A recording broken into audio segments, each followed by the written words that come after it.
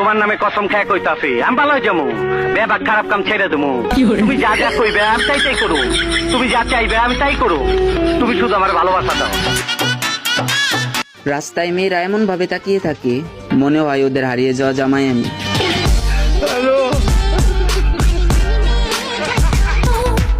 জীবনে সবকিছু খায়েন, কিন্তু মাস্ক পরা মেয়েদের উপর ক্রাশ খেয়েন না।